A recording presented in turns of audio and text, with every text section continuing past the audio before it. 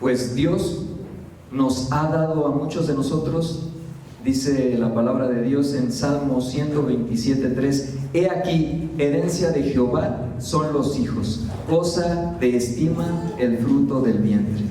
He aquí, herencia de Jehová son los hijos. Muchos de nosotros hemos recibido ya esa herencia, ¿sí?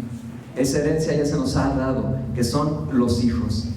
Pero debemos entender algo desde el momento en que nosotros los tenemos, o desde que Dios nos los prestó, ¿sí? No son nuestros, Dios nos los ha prestado, Dios nos los ha encargado, encomendado por una razón, con una finalidad, y es precisamente el que glorifiquemos y que nosotros enseñemos a ellos a glorificar el nombre de Dios en todo momento. Y bueno, Dios nos ha dado un mandato a nosotros como padres, y ese mandato lo tenemos en Deuteronomio 6, ¿sí? Dios nos dice que la mayor herencia que podemos dejar a nuestros hijos no es material. Si bien nosotros nos vamos a estar preocupando por lo material para ellos, ¿sí?, de alguna manera no es lo más importante, sino lo espiritual. Enseñarles a amar a Dios y a vivir según sus mandatos, según la palabra. Entonces, un poquito de contexto. Moisés, ¿sí?, reitera la ley a través de Deuteronomio, vuelve a mencionárselas. El pueblo de Israel ya está por entrar a la tierra prometida y se las vuelve a dar, ¿no? Y aquí podemos ver qué es lo que implica finalmente este mandato, ¿sí? ¿Y por qué lo hace? Pues por la preservación, no solamente, ¿sí?, pues más bien por la preservación, no directamente de los hijos, sino del pueblo, ¿ok? Pero al final de cuentas es la preservación también de ellos, ¿sí? Y el obedecer nosotros este mandato, ¿sí?, trae ciertas implicaciones.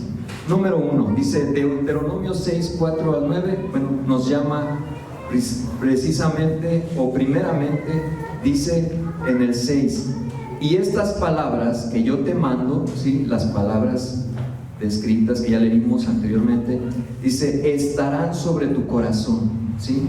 Nos llama a que nosotros enseñemos estas palabras a nuestros hijos, ¿ok? Pero no podemos enseñarlas si no las tenemos nosotros primeramente. Entonces, estarán sobre tu corazón. Es el primer mandato que nos está mandando o que nos está dando a nosotros como padres.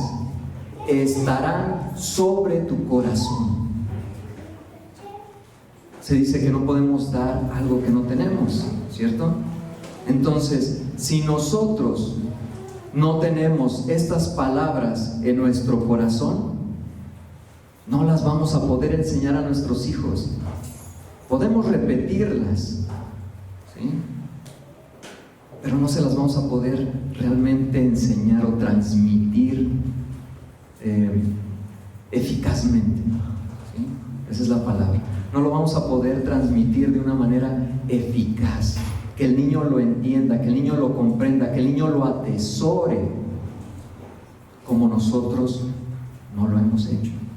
Si nosotros queremos que nuestros hijos atesoren, que nuestros hijos sigan el camino de Dios, si nosotros queremos que ellos, como dice aquí, entiendan que Jehová nuestro Dios, Jehová uno es, y que deben de amar a Jehová con todo su corazón, con toda su alma y con todas sus fuerzas, los primeros que tenemos que hacer eso somos nosotros.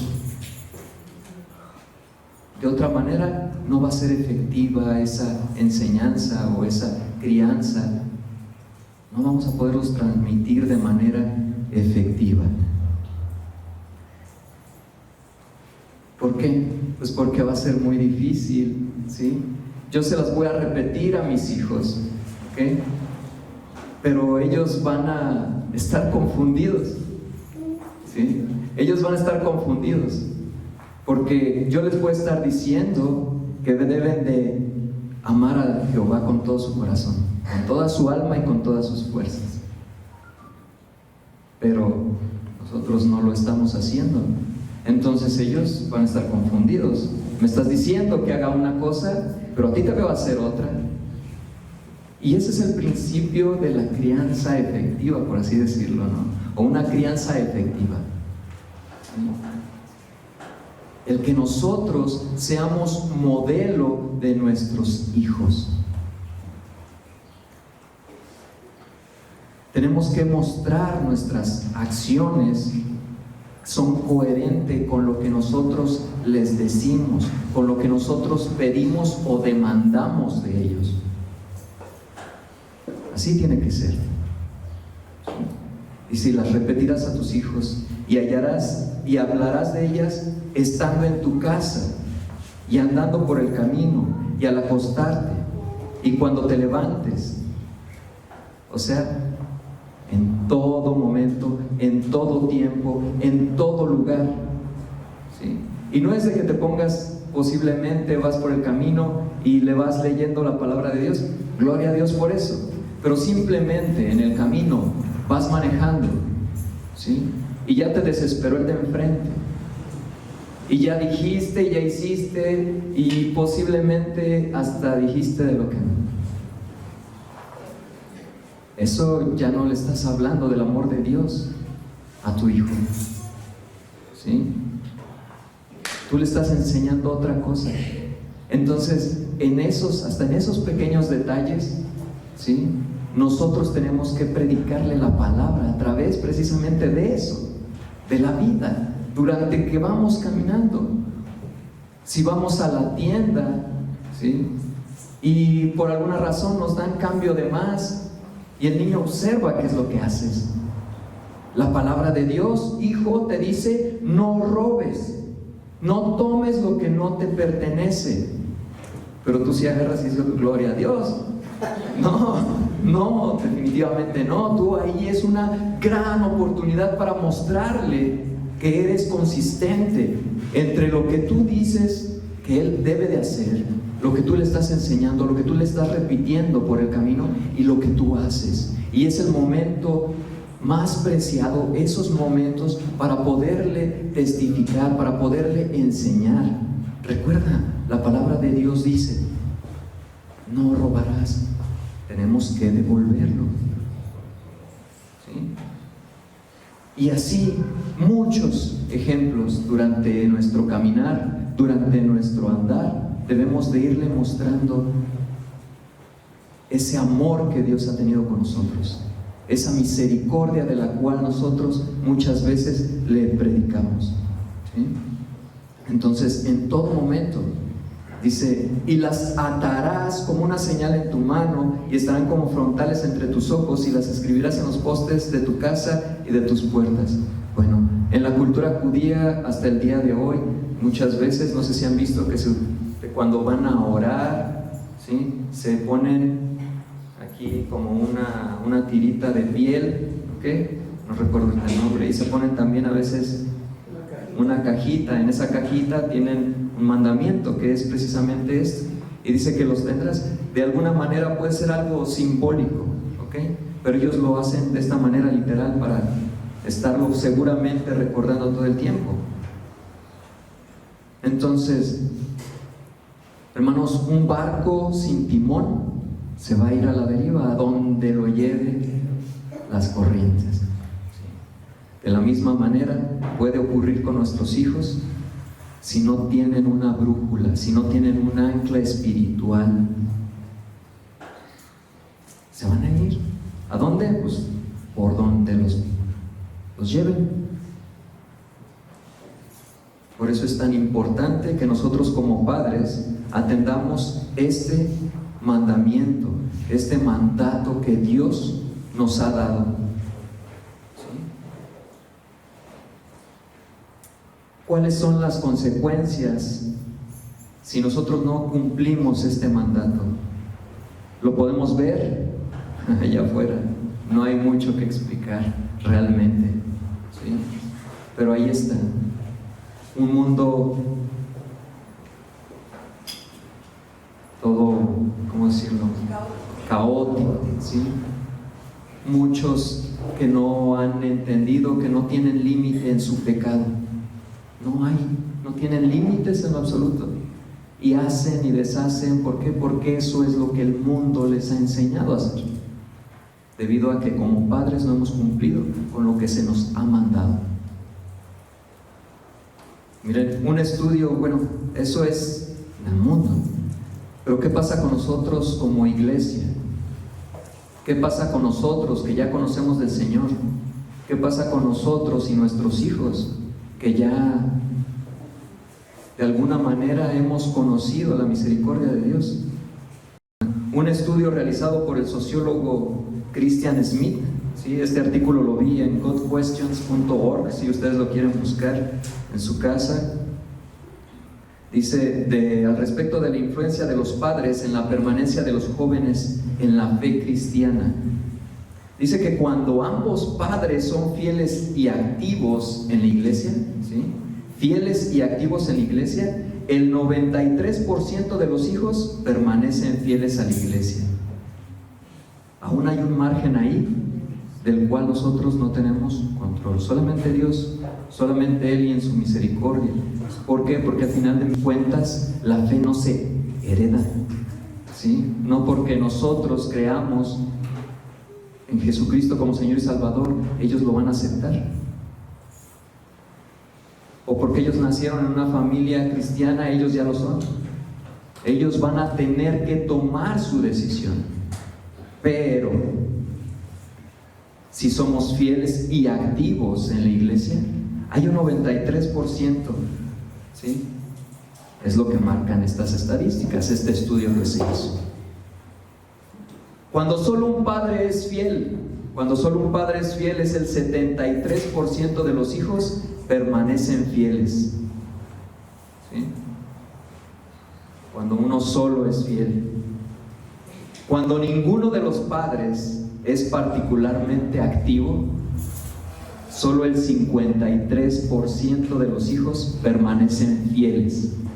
Y cuando ninguno de los padres es activo y solo asiste ocasionalmente, o podríamos decir por tradición, porque a veces también ya lo agarramos como tradición, ¿sí? Cuando solamente somos cristianos de domingo, ¿ok? Cuando solamente somos cristianos de domingo, ¿sí? Solo el 6% de los hijos permanecen fieles. Eso es algo alarmante. Ahora estamos hablando de adolescentes y jóvenes, ¿no? Este estudio se hizo en adolescentes y jóvenes. Adolescentes que ya van a la preparatoria, jóvenes que ya están en la universidad. ¿A qué se debe? Pues mucho de eso, finalmente, aquí dice, pues realmente son los papás, somos nosotros, ¿ok? Ellos están expuestos, sobre todo cuando llegan a la universidad, están expuestos a cátedras de personas impías, personas que no creen ni siquiera en un Dios, no que creen en otras ideas diferentes en cuanto a Dios o a la percepción de Dios. No creen en un Dios, o dicen no creer en nada. Y hay muchos. Entonces ellos están expuestos a este tipo de ideologías y los hacen tambalear muy fácil. ¿Por qué? Porque durante su caminar, durante su vida, no se les dio testimonio, no se les testificó, no se hizo el mandamiento que se pidió: repetir estas palabras a tus hijos. Y todavía una más importante anterior a esta: no estaban sobre nuestro corazón. Y andamos haciendo lo que decimos que no se debe de hacer.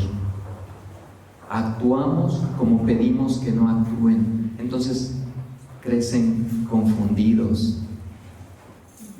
No hay duda de que el factor clave para que los jóvenes permanezcan firmes en su fe cristiana o se alejen de ella es la influencia de los padres. Es como dice el proverbio: instruye al niño en su camino y aun cuando fuera viejo no se apartará de él. Amén. ¿Sí? Si bien los proverbios no son literalmente promesas, ¿sí?, son principios sabios de sabiduría que hacen que precisamente esto, o quien es ejercitado en ellos, pueda ser acreedor a tal concepto o a tal consecuencia, ¿sí? No es como tal, no es una promesa. Y bueno, las raíces del problema, pues ya lo vimos, ¿sí? Son principalmente nosotros como padres los que tenemos esa responsabilidad, ¿sí? ¿Será la iglesia? ¿Será la sociedad? No, somos nosotros como padres los que tenemos gran responsabilidad en esto. La iglesia es algo que va a ayudar, ¿sí? Pero lo principal somos nosotros, la falta de coherencia, los cambios de prioridades o el establecimiento de prioridades en nuestra vida, ¿sí? Nosotros les decimos a nuestros hijos, lo primero en tu vida debe de ser Dios, ¿cierto?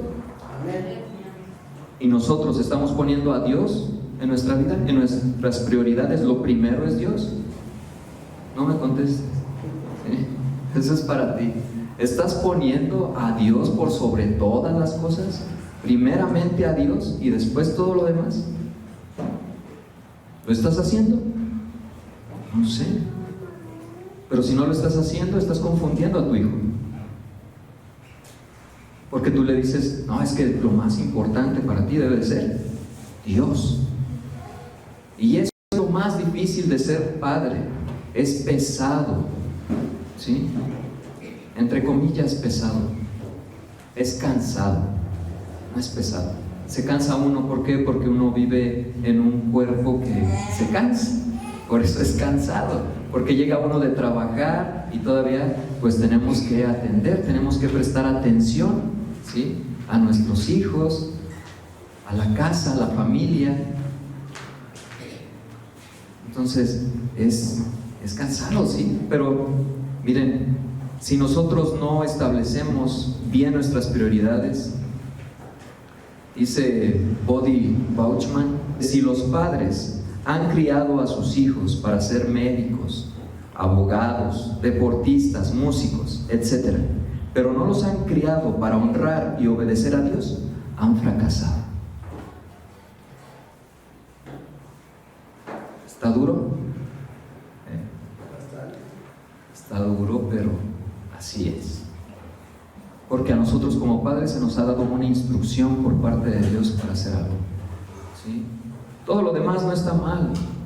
No está mal que queramos que sean triunfadores, que vivan, que tengan una vida más cómoda que lo que yo pude tener, que tengan lo que a mí me faltó, ¿sí? Porque muchas veces buscamos eso, que tengan una buena educación, que sean abogados, que sean doctores, que sean deportistas. Pero ¿dónde está eso en tus prioridades? ¿Es lo que está hasta arriba? ¿Es lo que está ocupando el lugar de Dios? Entonces ya estamos mal.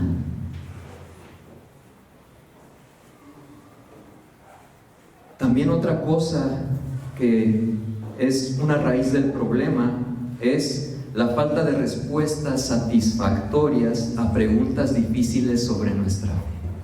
¿Por qué creemos? En pocas palabras, y aunque suene trillado, ¿por qué creemos lo que creemos? ¿Cuáles son mis bases? ¿Cuál es el fundamento del por qué creo lo que creo? Nosotros como padres tenemos que dar evidencia y tenemos que dar respuesta a nuestros hijos. Y muchas veces nos congelamos cuando nos hacen preguntas, aunque estén chiquititos, de cosas que de repente dices, ¿y esto de dónde lo sacó? ¿Cómo es que se le vino esto a la cabeza, no? Por ahí escuchaba un ejemplo que decían, una vez manejando, dice, o no recuerdo si caminando, el caso es de que una vez le preguntó el hijo al papá, papá, ¿y Dios se moja? ¿Sí? lo mejor esa pregunta para nosotros no significa gran cosa, pero el que nosotros le demos respuesta a nuestros hijos, para ellos es importante. Y si eso es cuando estamos pequeñitos, cuando están en la adolescencia, cuando ya se ha formado de cierta manera o empieza a formarse su pensamiento crítico al respecto de las cosas, que ya no nada más no cuestionan, sino que ahora, bueno, ¿y eso por qué? Yo he estado escuchando por tal lado, yo escuché en la escuela, yo escuché en otra predicación, yo escuché en otra iglesia, yo escuché en las redes sociales o leí en las redes sociales. Voy a preguntar a mi papá el por qué. Y mi papá no me sabe dar respuesta, teniendo 13, 14 años el niño, 15, 16, cuando aún los tenemos en casa, cuando aún podemos influenciarles, ser modelo a seguir para ellos.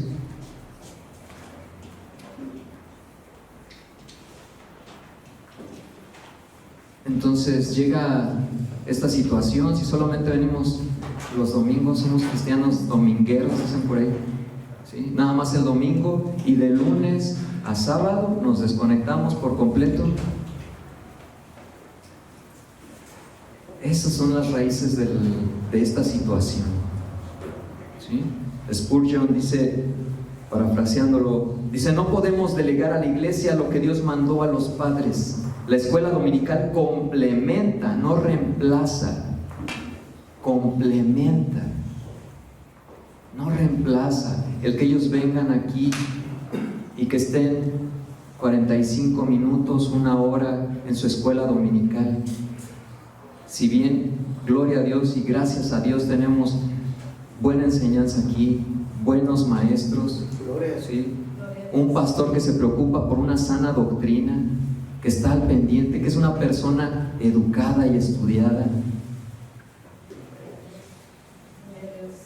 ¿Sí?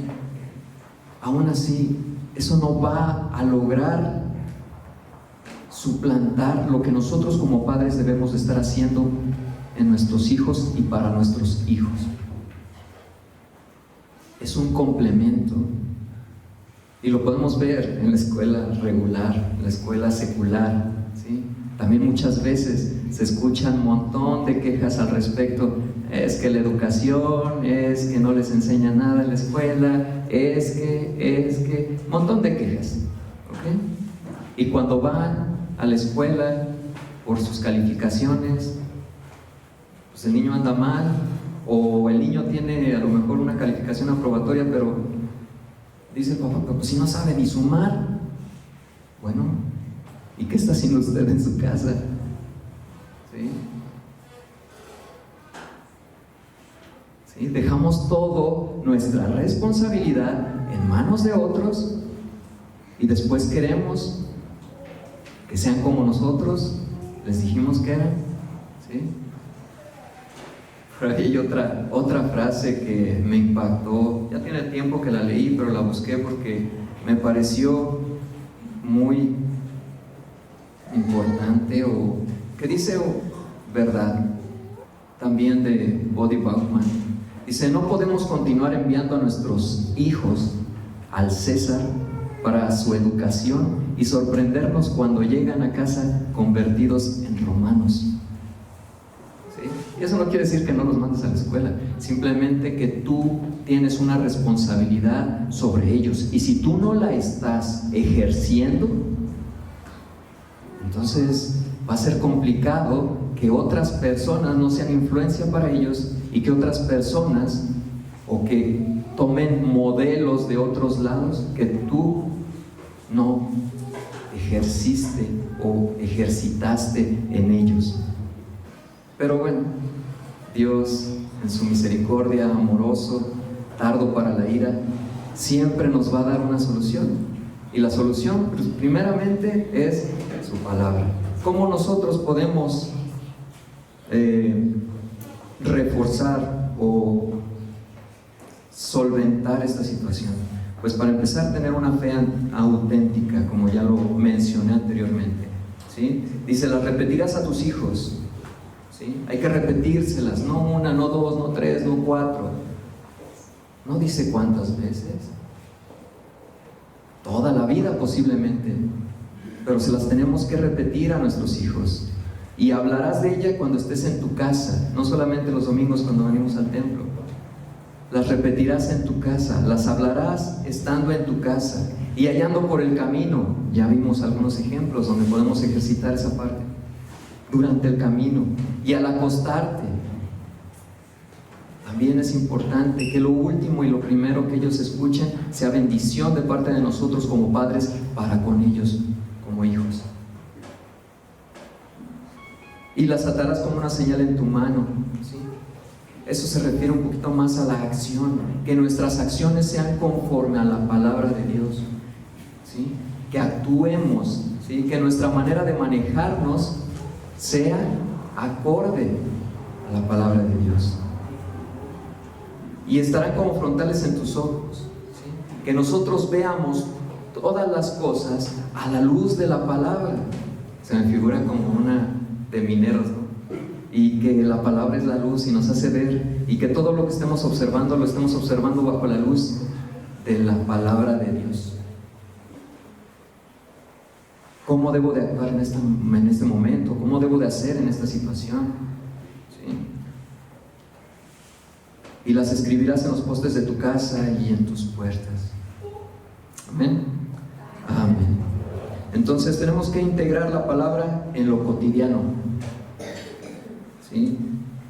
Tenemos que tener realmente una relación y no simplemente rituales, una relación, ¿sí? Algo que sea orgánico, estar atentos y aprovechar cada uno de los momentos que tenemos con ellos. Por sobre todas las cosas, reorganizar nuestras prioridades. Primeramente Dios, después todo lo demás. Enfrentar preguntas difíciles, ¿cómo las vamos a enfrentar? No hay otra manera, ¿sí? Tenemos que estudiar, tenemos que documentarnos, tenemos que ser proactivos.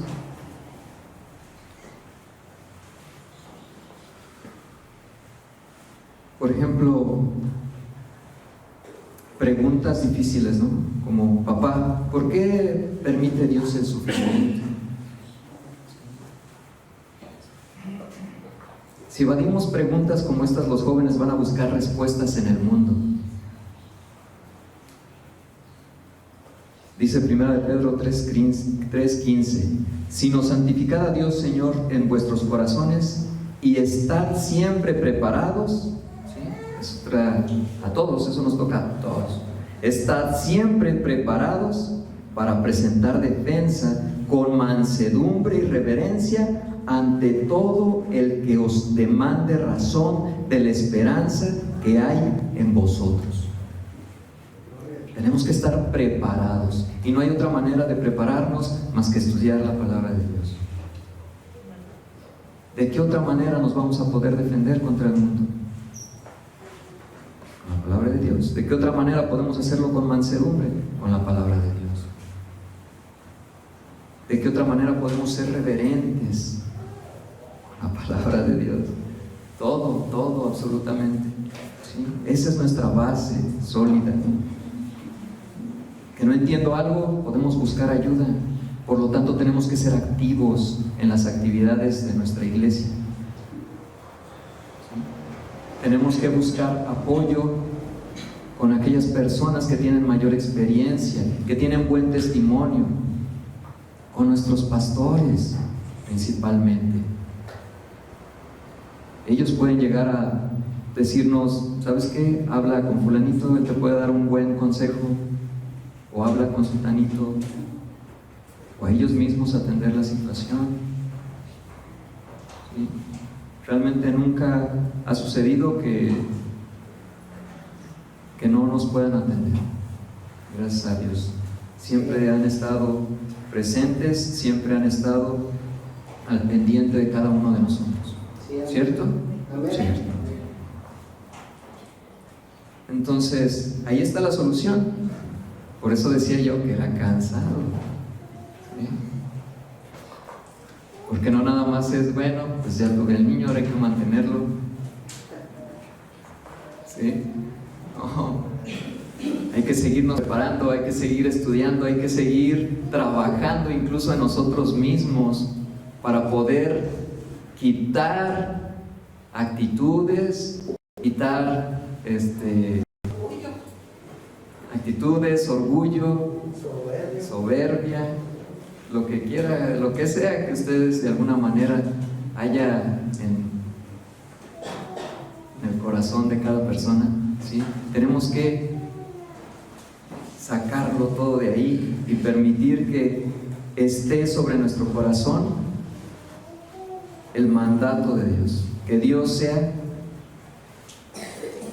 lo principal en nuestras vidas, que amemos a Dios con todo nuestro corazón, con todas nuestra alma y con todas nuestras fuerzas. Amén. Amén. Amén. ¿Sí? ¿Qué más podemos hacer? Ya tengo hijos grandes, o ya mis hijos ya no me quieren oír. Pues primeramente, como bien de alguna manera se mencionó, el orgullo, quitarlo, hacerlo a un lado, porque no nos va a servir absolutamente para nada, y pedir perdón. Pedir perdón, ¿sí? Si el niño tiene 2, 3 años y he tenido malas actitudes con él, que no están conforme a la palabra de Dios, de la misma manera, hijo, perdóname. Ellos están aprendiendo también a pedir perdón. Si usted nunca ha pedido perdón a nadie, si usted no permite que se le corrija en nada, es el ejemplo que se les está dando a ellos. Va a ser complicado que ellos aprendan a pedir perdón, que ellos se disculpen cuando se equivocan, que ellos reconozcan a Dios como Señor y Salvador. Si usted no lo ha hecho, si usted no le muestra ese amor que Dios ha tenido para con usted. Y bueno, lo que estoy hablando aquí, como dice Filipenses 3:12, ¿sí?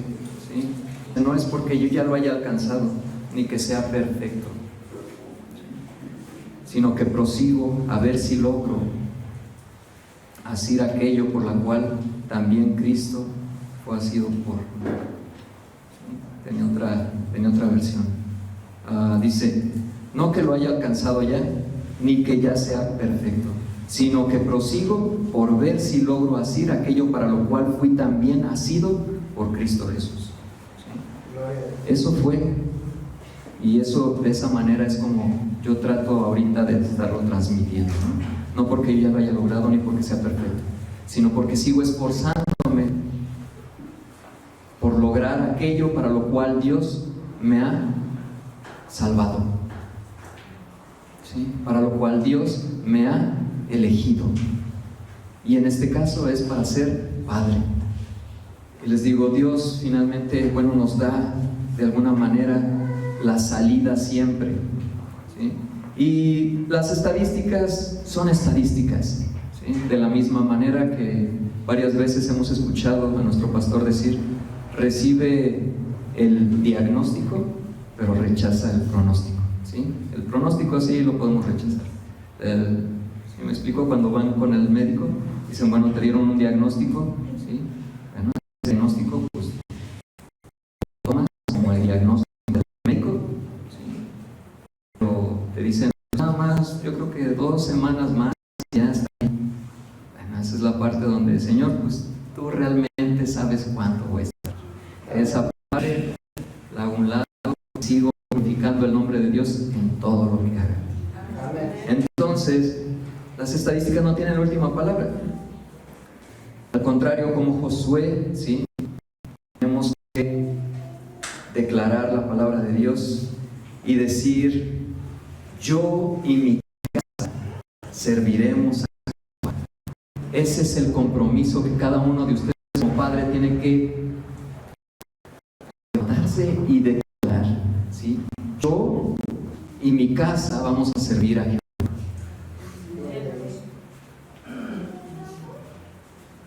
la semilla de la palabra, sembrada con amor, va a florecer en su tiempo, ¿sí?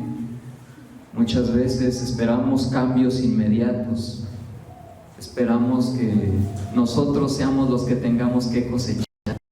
No es así. Y bueno, ya lo vemos con algunos testimonios. Estamos sembrando, sembrando, sembrando.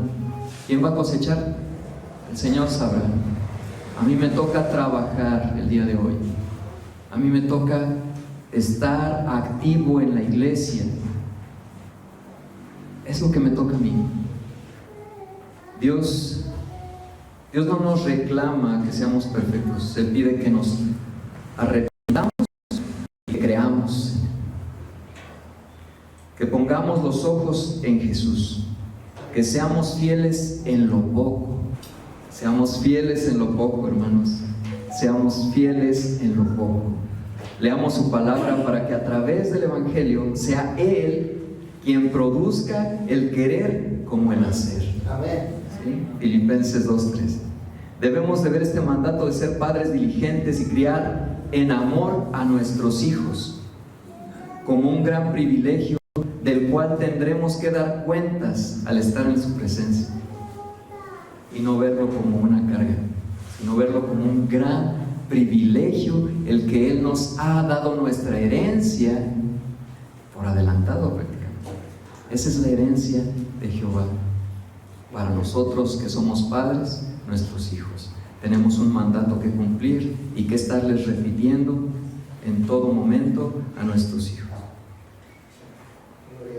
Y que también ese fruto, ¿sí?, que sea el que ellos caminen con Dios.